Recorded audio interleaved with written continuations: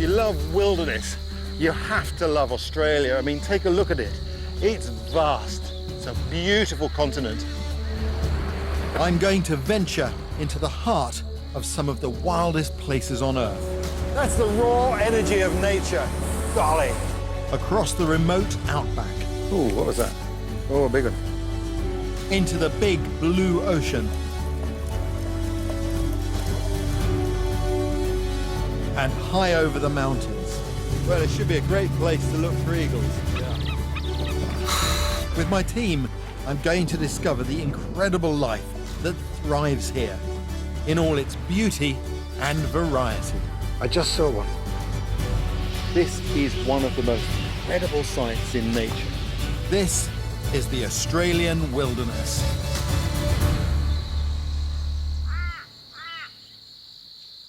Australia has some of the world's most dramatic landscapes, and this time I'll be venturing deep into its stone country. Nitmiluk National Park lies in Australia's Northern Territory, 300 kilometres inland from Darwin. This is a vast rocky landscape, and to get to the middle of it, I'm taking to the skies. So we're good to get airborne now? I think we're good to go.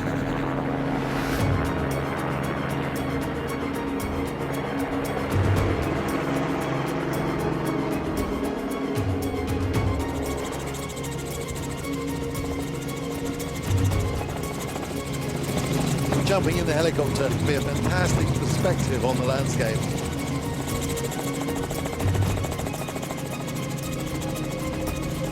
There ahead of us is the stone country rising straight up.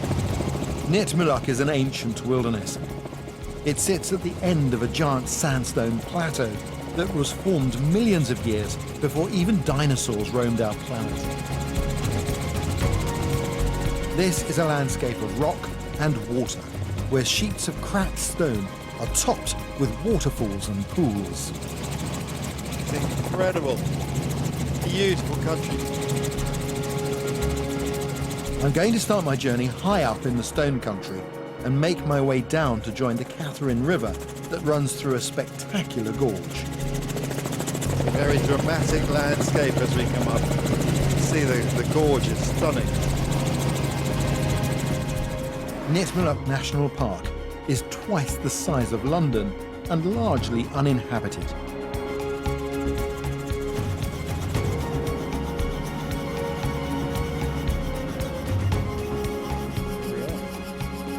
That saved me a big walk. The helicopter drops me at nearly 300 meters above sea level at one of the most remote landing pads I've ever seen.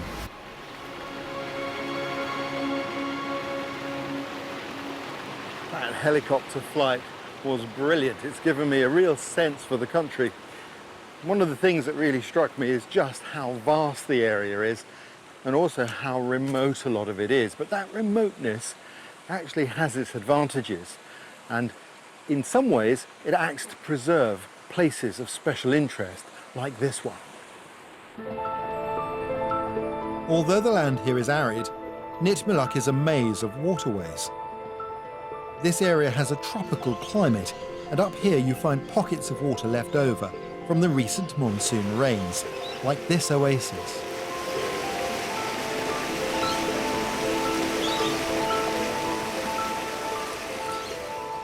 This really is a landscape of rock shaped by water. It's a strong place, a vibrant place. The wildlife, plants, the trees, they thrive in the moisture here. It's early in the morning, and I'm greeted by a tropical dawn chorus. Parrots and cockatoos sit in the tree tops. Amongst the vibrant flowers, their bright colours camouflage them from predators. It's exciting, dynamic. It really is a special place.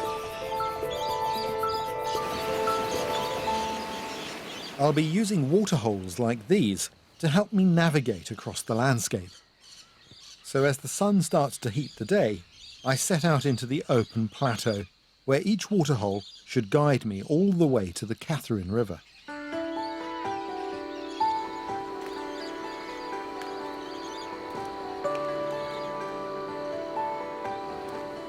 Certain trees and plants indicate that water is nearby. Well, for the last few minutes, I've been smelling a freshness in the air and seeing some acacias growing, slight scent of spinifex, and I'm hearing the sound of finches. And that all combines to tell me that there's water, and this is it. Take a look at this. This is Longhole. Isn't that special? Nitmiluk is a place of only 2 seasons, dry and wet. This whole area is inundated by the monsoon rains in the wet season, and then the waters recede until you're left with water like this that is all spring fed. And as the dry season comes on, obviously the water reduces, and what you get are pockets of water trapped in like vessels made of rock. So you get these little pockets, little tiny water holes, upon which all the wildlife is concentrated. This iconic bird, the laughing kookaburra, sits motionless on his perch, waiting for prey to pass by. Despite being a kingfisher, he eats more insects and reptiles than fish.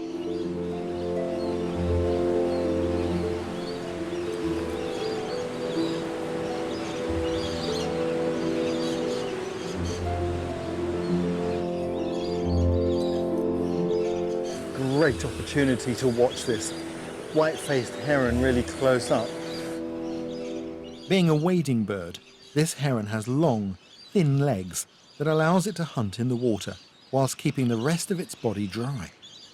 It's fascinating to see how it's actually hunting. It's going along the edge of the water here and then dipping its feet in and just gesticulating with its foot in the water to cause disturbance, maybe to bring in some, to lift some silt to bring in a fish.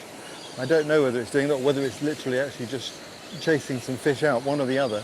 And then when it locks onto a fish, you can see its head as it follows. Boom, and it gets it. Amazing.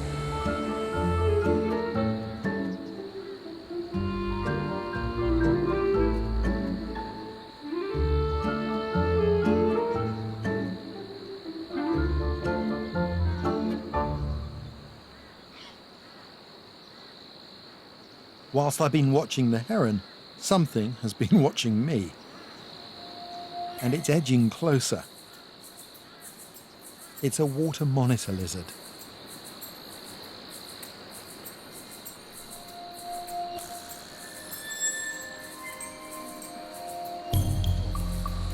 Scuttle past. Beautiful. It's thought that the monitor lizard gets its name because of the way it raises its head to monitor its territory and any intruders. Fantastic. When threatened, a water monitor can use its teeth, claws, and tail to defend itself. All 3 can inflict serious injury.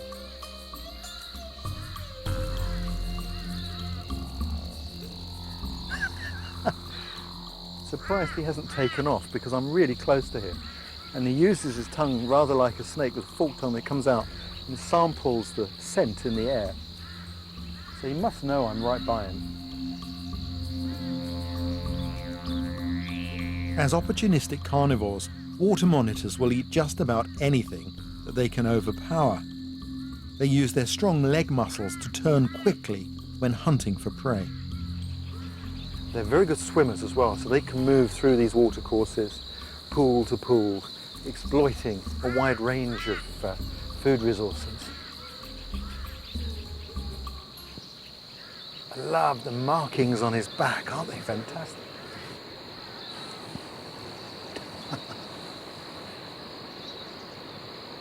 Unlike humans, lizards can't internally control their body temperature in extreme heat.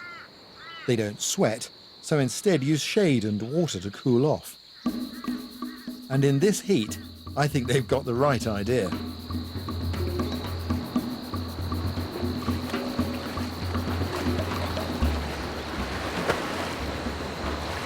Oh, lovely. Although this is crocodile country, it's unlikely there will be any up here, as it's too high for them to climb. Fingers crossed.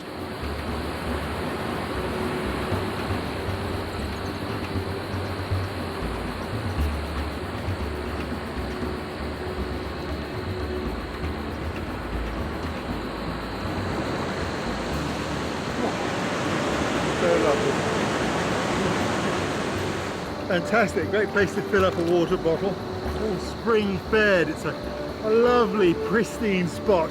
And I have to tell you that being able to get in the water and cool off is just magic.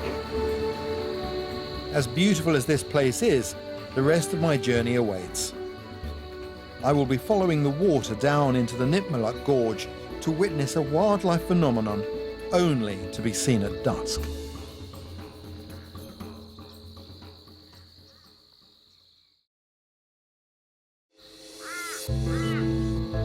I'm exploring the spectacular stone country of Nitmiluk National Park. From this vantage point, the next stage of my journey is laid out ahead of me, the gateway to the gorge and the Katharine River that runs through it.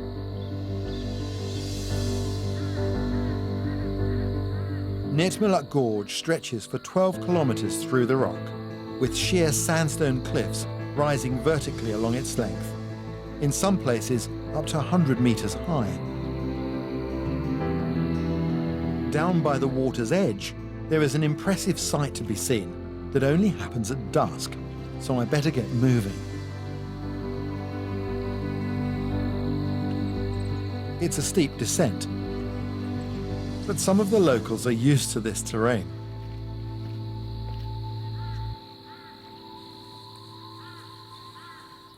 Look at this python. A great thing to see. What a beautiful animal. Olive pythons are built for this environment. This python has come out, I think, to gain some warmth. Beautiful creature. They can travel from the highest plateau down to the river's edge with ease. As humans, we have 700 muscles in our body, but this python has nearly 10,000 in his. He can climb by bending and flexing the entire length of his muscular body. With this movement, he can even climb trees.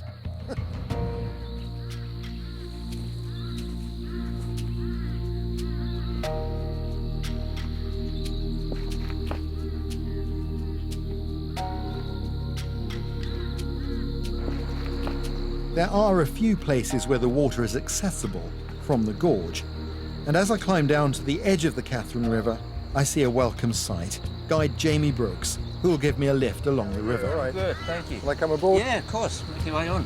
Thank you.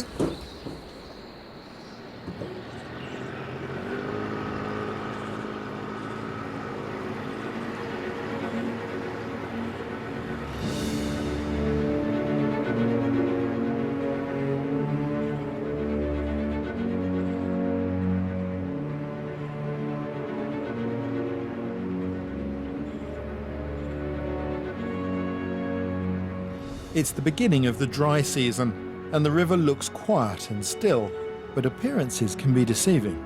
It looks nice and calm now, but in the wet season we get a flow of over 40 km an hour in most places. 40 kilometres an hour. Yeah. Incredible.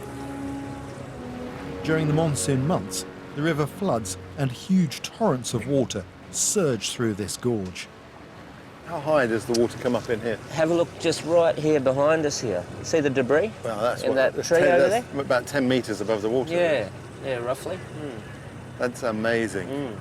The force of nature. That's when all these black marks, these are all waterfalls. Yep. Just algae growing on the rock where water flows all the time. It's beautiful, isn't it? It's a beautiful stretch of water. It looks stunning. The force of the water carries huge boulders with it, which get stuck between the steep sides of the gorge.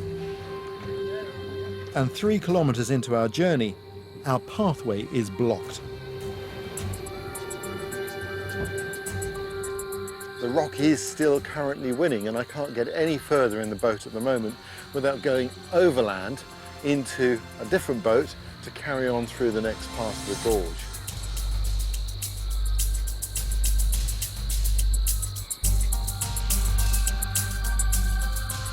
On the other side, Jamie has a second boat moored to help us get further along the river.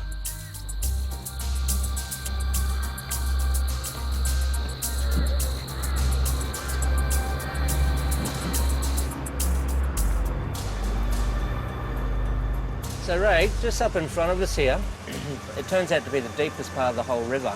It's around 30 metres deep in this corner up in front of us. When the water comes down, hits the wall and in the corner and creates a massive big whirlpool. Cool.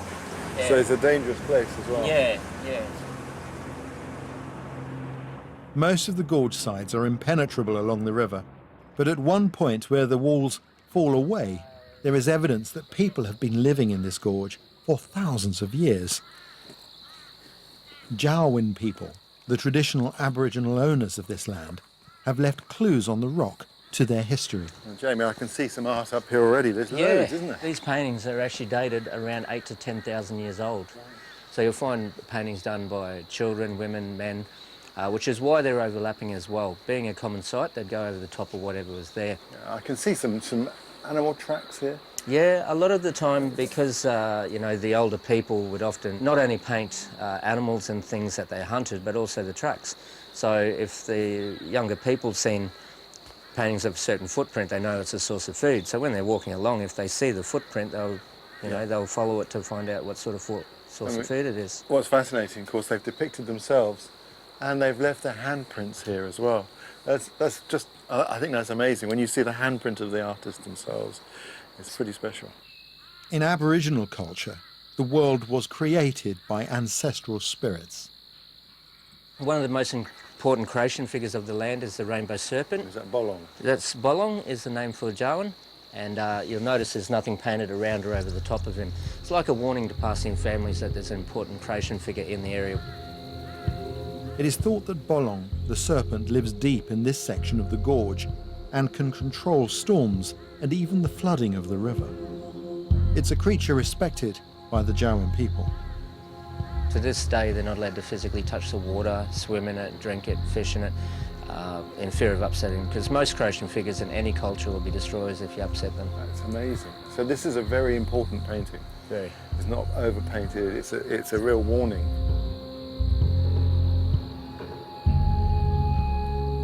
There's a real atmosphere here. It's a special place. You can feel it. It's tangible.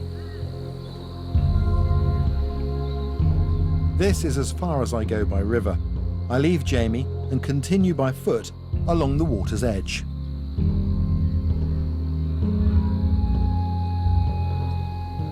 I love coming into these areas. The Australian stories, particularly the Aboriginal ones, are fantastic. There's a lovely local legend of Bolong, the rainbow serpent, that says that he swallowed in all of the bats and spews them out at night. Beautiful stories. And as dusk descends on the gorge, I'm heading towards my final destination, a place where such stories become reality. It's at this time of day when the nocturnal creatures of the gorge begin to stir. This bat is just waking up. So are its neighbours. And there are lots of them.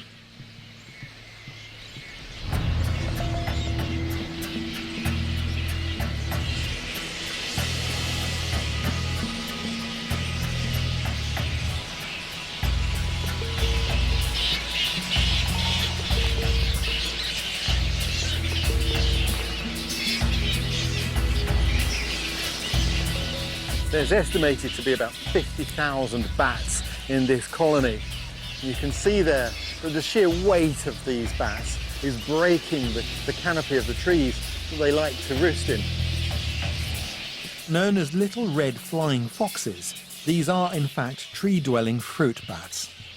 I have to tell you, it totally stinks underneath these bats. If you look carefully though, you'll see they've got big eyes, and that gives them that very fox-like face. Despite the saying, blind as a bat, flying foxes have excellent eyesight and even night vision. They are really important in this environment. Fruit bats fly out each evening from their roost in search of flowers from which they can drink the nectar, and in so doing, they are pollinators, flower to flower. They also search for fruits to eat, hence the name fruit bat, and when they eat the fruits, they eventually distribute the seeds that have passed through their intestine with a little package of nutrients to get the seeds started, and so they spread the fruiting trees throughout the forest. Now these incredible creatures have had a bit of a raw deal from humans over the years. people tend not to like them. Perhaps they've seen too many horror movies. Mind you, there are some creatures that really like fruit bats, crocodiles, and these trees are right on the edge of the water. When the branches break, crocodiles can get an easy meal and sometimes hang out under these trees. Right on cue, 2 crocodiles appear, attracted by the waking bats. They're waiting for one to swoop down for a drink or fall from a branch.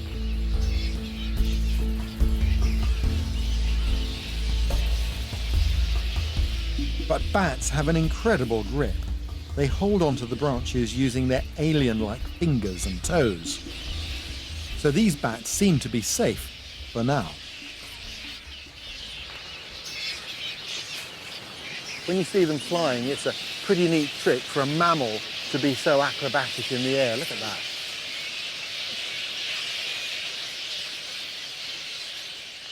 I settle down and wait. Soon this whole colony of bats will take off in search of their nightly feed.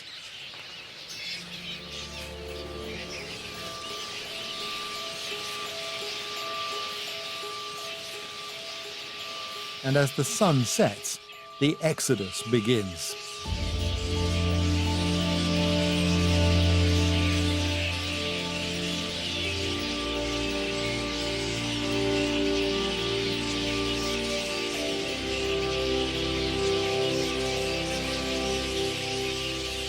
So there you go. This is one of the most incredible sights in nature. It's a privilege to witness it. Standing here watching these bats fill the skies makes me wonder if the story of Bolong isn't happening in front of my very eyes. This is a sight I will never forget. Bear strips AJ of the lifestyle he's used to, taking him back to nature and revealing a side of the boxing star we've never seen before. Bear's mission with Anthony Joshua in just over half an hour at 9. And Phelan resorts to drastic measures next. We're back on Coronation Street.